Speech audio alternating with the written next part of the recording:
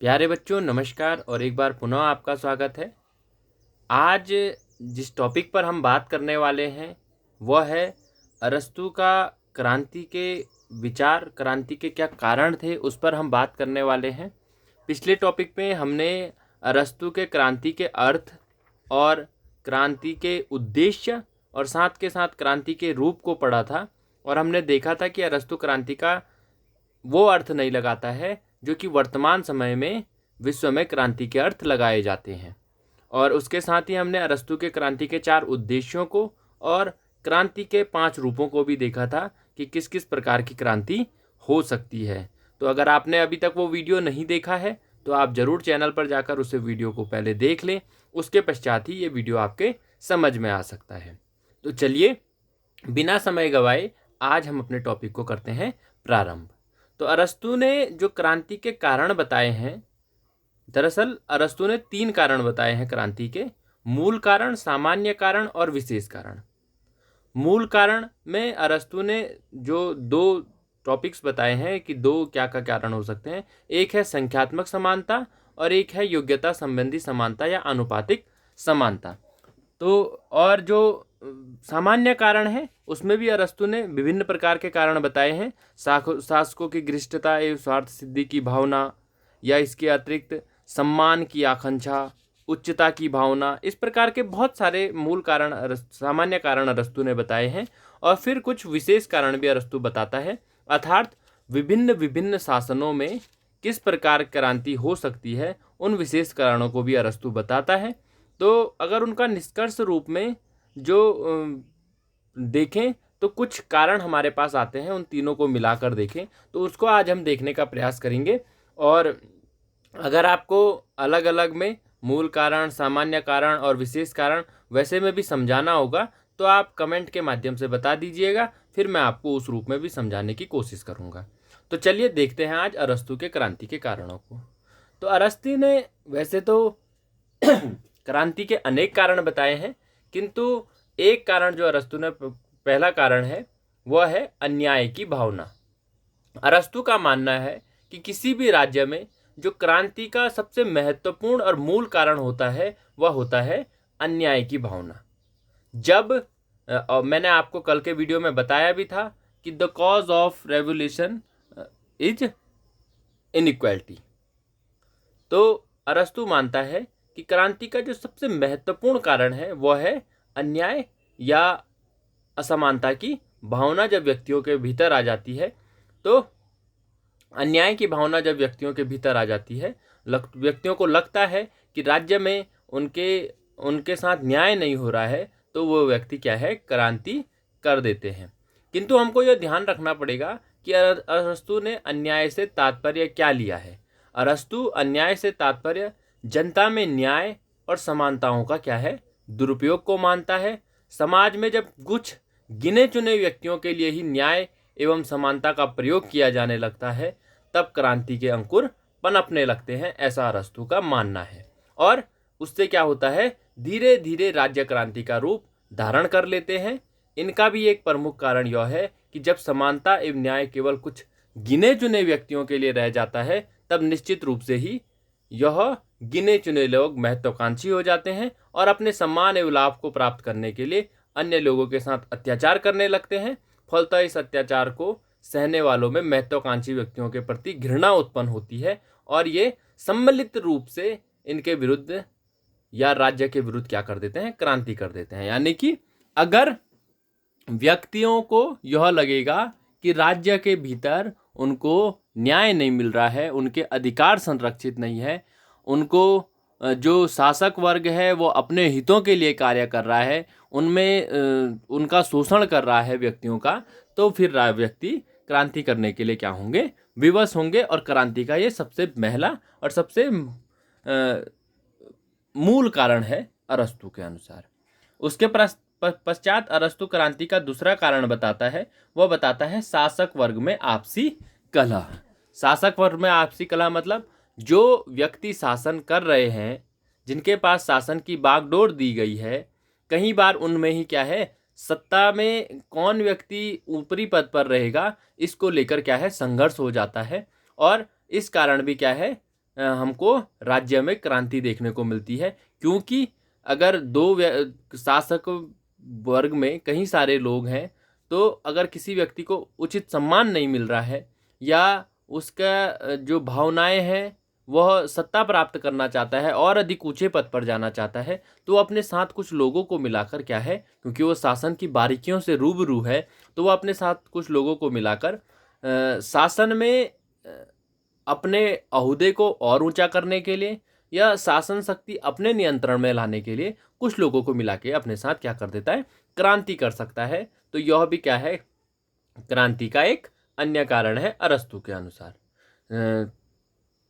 उसके बाद अरस्तू क्रांति का तीसरा कारण मानता है बहुसंख्यकों की अल्पसंख्यकों के प्रति असंतुष्टि। अरस्तू कहता है राज्य में जब किसी वर्ग विशेष का पलड़ा भारी हो जाता है, तब दूसरे वर्ग या वर्गों के लोग उस वर्ग की महत्ता का उन्मूलन करने के लिए सक्रिय क्रांति कर देते हैं। अरस्तू के अनुसार जब एक लोकतंत्र में निर्धनों की संख्या बढ़ जाती है और उन्हें अभाव में में अपमान रह रहकर भुगतने और सहने पड़ते हैं, तो लोग शासन के विरुद्ध विद्रोह का झंडा उठा देते हैं।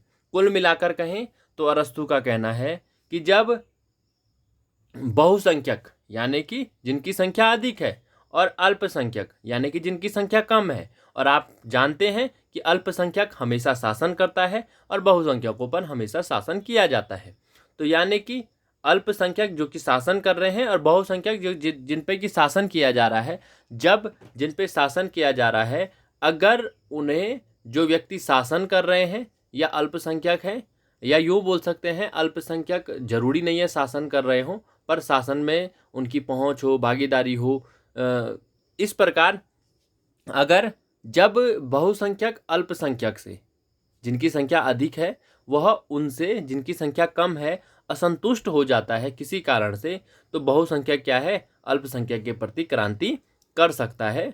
और कारण यही होते हैं कि अल्पसंख्यक क्योंकि हमेशा शासन में भागीदारी रखता है और बहुसंख्यक वह वर्ग होता है जिसपे कि शासन किया जा रहा है।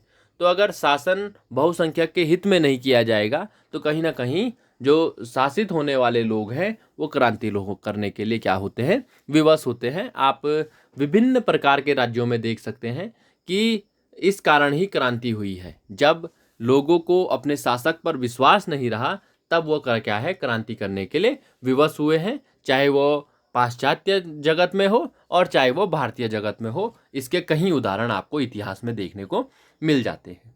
उसके पश्चात जो क्रांति का चौथा कारण है वह है कुलीन तंत्रात्मक शासन। अरस्तू के अनुसार जो चौथा कारण है वह है कुलीन तंत्रात्मक शासन। कुलीन तंत्रात्मक शासन यानी कि अल्पसंख्यक कुलीन वर्ग के शासन में राज्य क्रांति का पनपना बहुत ही स्वाभाविक है।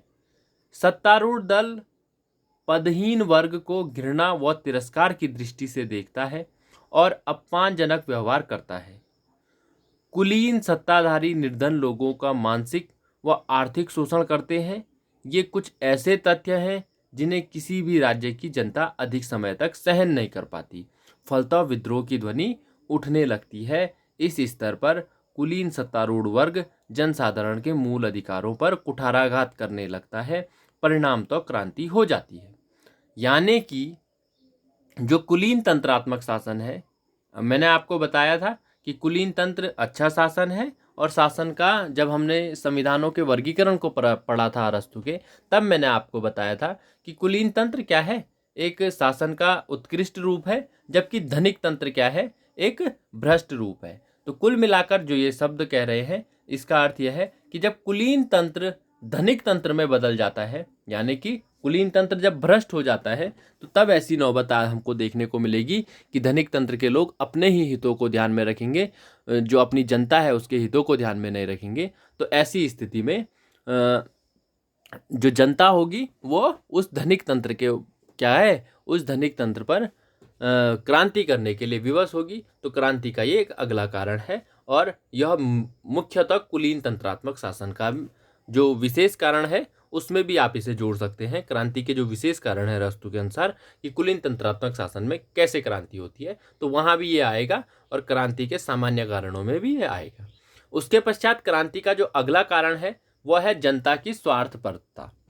यानी कि जब किसी किसी राज्य में जनता स्वार्थी हो जाती है और अपने हितों को सर्वोपरि रखती है, राष्ट्र हितों को सर्वोपरि नहीं रखती है, तो ऐसी स्थिति में भी क्या है, किसी राज्य में क्रांति हो सकती है। यानी कि बहुधा महत्वाकांक्षी पद की लाभ की आशा में डूबे हुए अपराधी, तिरस्कृत, संपत्ति लोलुप और दंड व दंडित होने से बचने की इच्छा रखने वाले व्यक्ति भी शासन को उलटने का षड्यंत्र रच डालते हैं। इस प्रकार की क्रांति में न्याय व कल्याण की भावनाएं नहीं होती है और लोग आपस में ही एक दूसरे को मारने व लूटने की जघन्य क्रियाएं करने लगते हैं। यह गृह युद्ध की सी स्थिति होती है और इससे शासन व शासित दोनों ही वर्गों को भारी नुकसान होता है। यानी कि वर्तमान समय में देखें तो जो गृह युद्ध की स्थिति होती है, यानी कि जब राज्य के भीतर कुछ वर्ग क्या है, शासन सत्ता से संतुष्ट नहीं होते हैं या फिर उनके शासन सत्ता के पद तक पहुंचने की इच्छा होती है, शासन सत्ता को अपने हाथ में लेने की इच्छा होती है, तो तब हमको यह क्रांति देखने को मिलती है। यानी कि जनता जब स्वार्थी हो गई, विभिन्न प्रकार से जनता स्वार्थी हो सकती है, विभिन्न कारण हो सकते हैं जनता के स्वार्थी होने के। हो सकता है किसी व्यक्ति को पद का लालच हो सकता है किसी व्यक्ति को यह लगे कि जो व्यक्ति शासन में बैठा है अगर उसको हटाया जाए तो मैं खुद स्वयं शासन में बैठ सकता हूं। तो इस प्रकार के विभिन्न कारण हो सकते हैं, या ये लगे कि शासन संता पे हमारे लोगों का अधिकार होना चाहिए। कई प्रकार से जनता स्वार्थी हो सकती है। इसके अतिरिक्त जो अपराधी किस्म के लोग हैं उनके अपने अन्य कारण होते हैं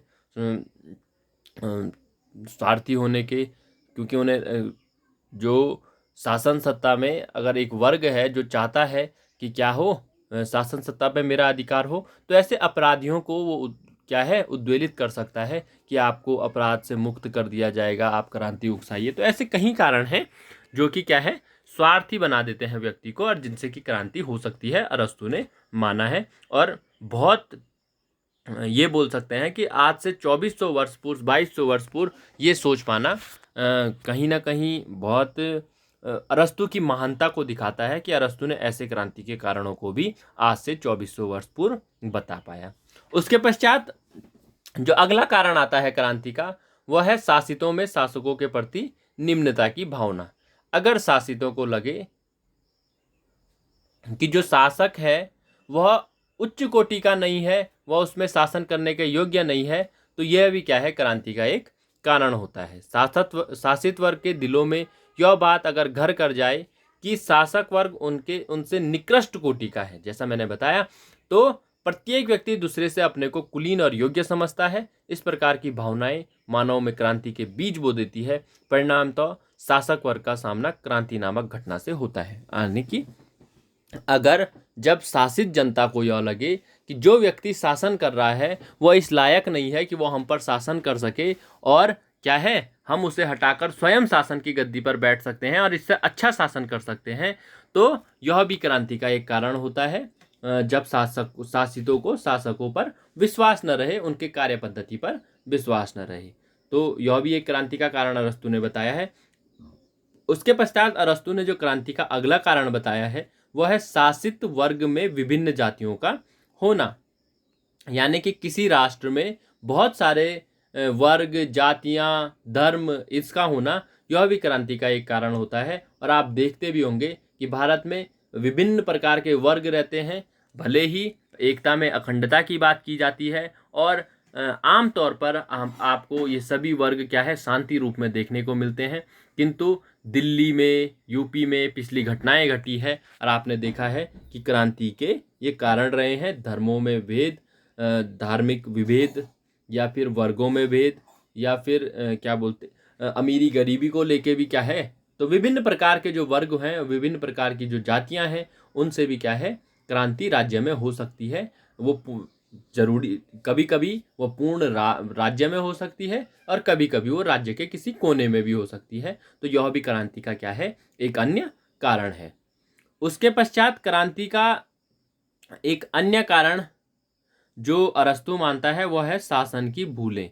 यानी कि शासन सत्ता द्वारा कभी कभार क्या है, कुछ कार्यों को करने में क्या है, गलतियां हो जाती है, या छोटी मोटी भूलें हो सकती है, बड़ी बड़ी भूलें हो सकती है, जिनसे क्या है, देश को नुकसान हो, हानि हो, राष्ट्रीय हित को खतरा हो, तो ऐसे नुकसानों से भी क्या है, ऐसे शासन की जो भूलें होती है उसके कारण भी क्रांति देश में हो सकती है। तो शासन की छोटी छोटी भूलें, कुछ मामलों में की गई उपेक्षा आदि भी राज्य की जनता को क्रांति के दरवाजे पर ला खड़ा करती है। यह भी क्रांति का क्या है, एक अन्य कारण है। उसके पश्चात क्रांति का जो अंतिम कारण है अरस्तु के अनुसार, उसमें अन्य कारण है, यानी कि बहुत सारे कारण अन्य भी हो सकते हैं क्रांति के।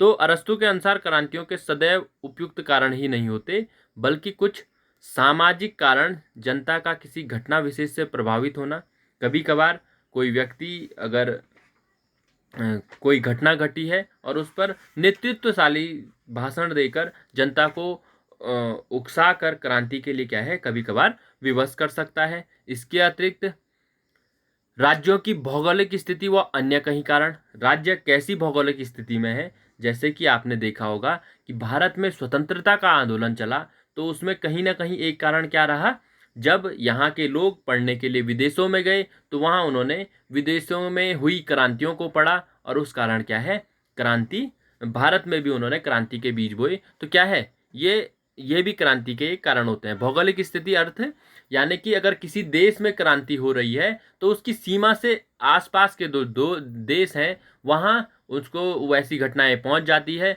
तो वहाँ भी क्या है, क्रांति होने की संभावनाएं अधिक हो जाती है। उसके अतिरिक्त लोकतंत्र के भ्रष्ट रूप और जनतंत्र के अत्यधिक विकसित 5 रूप में जनता विनिश्चय ही क्रांति कर देती है। तो लोकतंत्र के जो भ्रष्ट रूप है, जैसे हमने बताया था, जो लोकतंत्र में जब एक हमने बताया था लोकतंत्र का जो भ्रष्ट रूप होता है, जिसको कि जनतंत्र कह सकते हैं, जिसमें जनता का शासन है किंतु उसमें जो अधिकतम वर्ग शासन कर रहा है वो अपने हितों को देख रहा है, बाकी जनता के हितों को नहीं देख रहा है। जो शासन में एक बार पहुंच गया और अपने हितों पे लगा हुआ है, तो वैसे शासन को लोकतंत्र का भ्रष्ट रूप कहा जा सकता है। तो ऐसे शासन में भी, और ऐसे अरस्तु ने 5 से अधिक प्रकार के जनतंत्र बताए हैं, तो ऐसे शासनों में कहीं ना कहीं क्या है, क्रांति उपजना स्वाभाविक है, अरस्तु का मानना है। इसके अतिरिक्त भ्रष्ट शासन तंत्रों में भी क्या है, कभी क्रांति हो सकती है। भ्रष्ट शासन तंत्रों में भी क्रांति हो सकती है। योग्य शासकों में सैद्धांतिक मतभेद के परिणाम स्वरूप सक्रिय असहयोग प्रकट होता है, ऐसे समय में सैनिक क्रांति मंच पर प्रकट होती है। यानी कि कभी कभी आपने देखा होगा, हमारा ही पड़ोसी देश है पाकिस्तान, वहाँ हर बार सैन्य तख्ता पलट होता रहा है। तो कभी कभार सैन्य शासक से अधिक शक्तिशाली हो जाना, यह भी क्रांति के कारण हो सकते हैं अरस्तु के अनुसार। इसके अतिरिक्त भी अरस्तु ने अन्य कारण बताए हैं, जैसे उच्चता की भावना है। जब व्यक्ति में उच्चता की भावना आ जाए, यानी कि उसे हम उस रूप में भी देख सकते हैं, जब व्यक्ति को लगे कि शासन करने वाला व्यक्ति उससे निकृष्ट किस्म का है, तब भी क्रांति हो सकती है। इसके अतिरिक्त भय के कारण भी क्रांति हो सकती है। ये कुछ अन्य क्रांति के कारण हैं जिनको मैं यहाँ स्पष्ट किए दे रहा हूँ। जैसे भय है, भय के कारण भी क्रांति हो सकती है। घृणा की भावना से हो सकती है। उसके अलावा निर्वाचन संबंधी षड्यंत्र हो सकते हैं। अल्प परिवर्तनों की उपेक्षा हो सकती है, थोड़े बहुत परिवर्तन करना चाहते हो शासित, और उन परिवर्तनों को शासन सत्ता करने को तैयार ना हो, तो तब भी क्रांति हो सकती है। इसके अतिरिक्त मध्यम वर्ग की अनुपस्थिति भी क्या है, क्रांति को जन्म देती है। अगर अमीर वर्ग और गरीब वर्ग ही किसी राज्य में निवास करता है, तो क्या है, अमीर वर्ग गरीब वर्ग का शोषण करता रहेगा, और जिससे गरीब वर्ग क्रांति करने के लिए क्या होगा, उद्वेलित होगा। तो इसलिए जहाँ मध्यम वर्ग नहीं होता, क्योंकि मध्यम वर्ग एक ऐसा रूट होता है जो अमीर और गरीबों के मध्यस्थता का कार्य करता है, या उनकी संख्या क्या है, तब सबसे अधिक होती है, इसलिए वो क्रांति नहीं होने देते। इसलिए मध्यम वर्ग का अनुपस्थित होना भी क्रांति का एक अन्य कारण है। उसके अतिरिक्त पारिवारिक विवाद, जो शासन सत्ता के लोग हैं उनमें पारिवारिक विवाद हो, तो वहाँ भी क्रांति हो सकती है। इसके अतिरिक्त विदेशी तत्व, यानी कि विदेशी राज्यों द्वारा जो शासन सत्ता में विभिन्न प्रकार से हस्तक्षेप किए जाते हैं, उनसे भी किसी राज्य में क्रांति होने की संभावनाएं बनी रहती है। तो मेरा विश्वास है कि आपको आज का लेक्चर अच्छा लगा होगा और आपको अरस्तु की जो क्रांति के कारण है वो समझ में आ पाए होंगे। कल के दिन हम अरस्तु की क्रांति को, जो अरस्तु ने, क्योंकि क्रांति के कारण के साथ क्रांति को कैसे रोका जा सकता है और विभिन्न विभिन्न प्रकार की शासन व्यवस्थाओं में कैसे क्रांति को रोका जा सकता है, उस पर हम बात करेंगे आज के लिए। अच्छा, एक टॉपिक और रह गया। तो विभिन्न राज्यों में, विभिन्न प्रकार के राज्यों में क्रांति के क्या कारण हैं। जैसा समूह तंत्र है, तो समूह तंत्र में क्रांति के कारण पर प्रकाश डालते हुए अरस्तु कहता है कि इसमें क्रांति का मुख्य कारण नेताओं का अस्तित्व है। ये लोग अपनी सस्ती नेतागिरी को बनाए रखने के लिए अनाप शनाप भाषण देते हैं। ये तो समूह तंत्र जो है उसमें क्या है, कुछ व्यक्ति विशेष अपने प्रभाव को बनाए रखने के लिए क्या है, अनाप शनाप भाषण देते हैं और जनता को अपने पक्ष में बनाए रखने की कोशिश करते हैं। तो कभी कभार ये क्या है, जनता को भड़काने का कार्य भी कर देते हैं दूसरे व्यक्ति के खिलाफ। तो समूह तंत्र में यह एक क्रांति का कारण होता है। धनिक तंत्र में मैंने आपको पहले ही बताया था कि जब आपका कुलीन तंत्र धनिक तंत्र में बदल जाएगा और अपने हितों के लिए काम करेगा, तो उसमें शासित जो हैं शासन में क्रांति करने के लिए विवश होते हैं। उसके अतिरिक्त जो निरंकुश प्रजातंत्र है, उसमें जब राजतंत्र का रूप विकृत हो जाता है तो वह क्या है, निरंकुश राजतंत्र हो जाता है। और क्योंकि निरंकुश राजतंत्र में जो राजा है वो अपने हितों के लिए कार्य करता है और जनता के हितों पर ध्यान नहीं देता, तो इसलिए इस कारण क्या है, निरंकुश राजतंत्र में या निरंकुश तंत्र में क्या है, जनता क्रांति के लिए विवश होती है। तो मेरे ख्याल अब आपको काफ़ी इजीली समझ में आ रहा होगा। और जो कुलीन तंत्र है, कुलीन तंत्र में क्रांति के कई कारण हो सकते हैं। जैसे पहला है शासकों में मतभेद हो जाना। कुलीन तंत्र में शासकों में मतभेद हो जाना, शासक वर्ग द्वारा जनता की उपेक्षा, शासक वर्ग के द्वारा अन्याय के मार्ग पर चलना, शासक वर्ग द्वारा अपनी श्रेष्ठता व सम्मान तथा स्वार्थ सिद्धि के लिए बहुमत के हितों की उपेक्षा करना। तो आज के लिए मेरे ख्याल से काफ़ी हो चुका है। अब हम राज्य क्रांति को रोकने के उपाय या अरस्तु के जो क्रांति के रोकने के उपाय हैं, इन पर कल चर्चा करेंगे। तो आप लोगों ने मुझे सुना, आप लोगों का बहुत बहुत धन्यवाद। आशा ही नहीं अपितु विश्वास है कि आप लोगों को जितने भी ये वीडियोज़ हैं पसंद आ रहे होंगे। और अगर सच में आपको पसंद आ रहे हैं तो लाइक करना ना भूलें और अपने मित्रों को शेयर करना ना भूलें।